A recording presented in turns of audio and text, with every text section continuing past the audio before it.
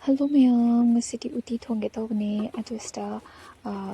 mangan ne adaydi hawai kangtak ne cheng ne hana khara kam thochi mai su muthokre krista nakupi khar soire buko Utti da thakna ba aduga sisina khamen asinba manane augustina pangkhokla mana sta sing mana khara leire sisna hapchi ai cooker da ising thang ka le ko adu da hap chen gani soire ro ko si de dum yam thuna kaino tawba pathawa pot ne ba dutuna soi tra je shidi ko ri shmain thong ko mama ne shmain dum thong le adu tuna mi gi dum plo kam ba je le ban adu ka khoi de shmain oina thong ne aduga sise soda khara hapchen birani je smaina putpa jida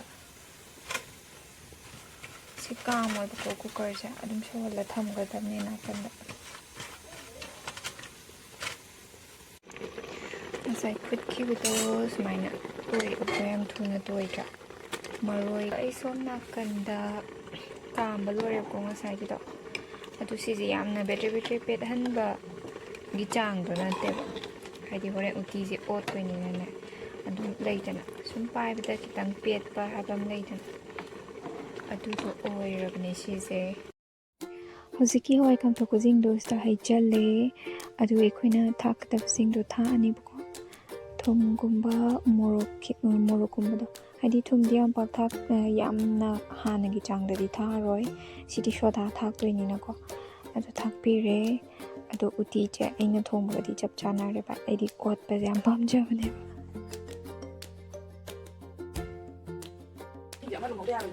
maya uti thongba lori adu how to di khampi masak di ka jare amna se ising thak lor yummy yummy yummy yummy yummy an mai to shikata aingonda pizza to shikata oh phai la cha thomi na kon pheng la kon pheng la chong sigi yot ka isa angang ni ko mapaka la pa ni yam hai wanda mangon sembal ushel e to kum ka kum horani sigi ekwigi dari mapan da hoba hainau je yang thattoi tawbirama bane haidi ka sarakpada yarui do malen adu mayuk da bidawina sarmina thambire mem pali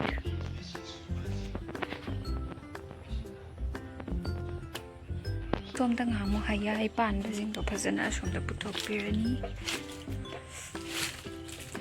kakthak ki wei myam je pungdon ga je kakthak khram ni nungai thi pala bane som doina smaina sakai sabi gra hayai mathang da phajana panjar je augo pungton di khara kakthak khre tin da loi ta sandana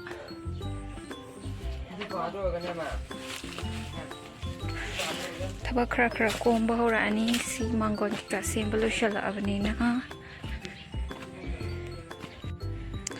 ngang di video ga de sum namba sang de ko thaba yumgi myam lei bani na lei sa phajada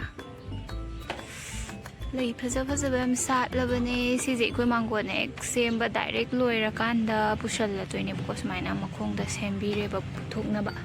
kakti kakthatri mari chat pa pot ne ba ko oga som de sem sat le yam kui sha le ba se kui ra bane ba sat le de oga dum sat lai be wani tha masak ka sem bhaja bane am sat le ba maton ji da yong po mi myam je ne to sik thabaksingju khara loi shala e Yumgi zu aduduna tabak kitang kom horani hozika semisna aina rani figa saramba jaga tuni ko size ko asiko narshidana papana sana saramba tuni Sige mangkon sempreisu papano sama sai kanan malim atom changibko audai kubaje ki kitengko sade ada bhisha agrineba hojikisina aluga boriga motion banebko mama hoi ekoi mangon di plaster kai ka tawto adugi sempi baki monkey pina bane aduga singju ko leire masidi siu no birega oh loisi honi ko nama ma as wanda gidana pukpa yam kan bra kuini giang na se siyun na kan dagi amo he ake mama hingo le songori as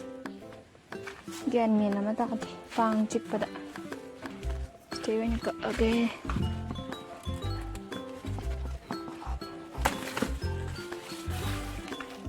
xì miền ngoài tây lên tập bật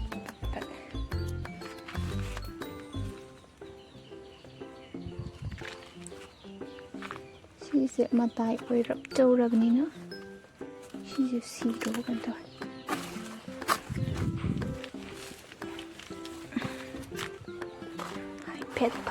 พัดจำถั่วก็พอเรียนมามันจะคลิปแต่ปีกระนี้มังตะกี้ไอ้นี่ก็ใส่ให้คลิปแต่ดีมอดเลยบอกว่าสินะให้เด็กเล็งไว้จำมันหนักแต่เลยแบบนี้มอดเลยครับสามถั่วขี้แก่ Economic analysis minor texture lagai na chan phake aduga silna masai thana la phukpatu ne aduga makhada mara yauda khara miso he na kupi khara da CCP krani broken but strong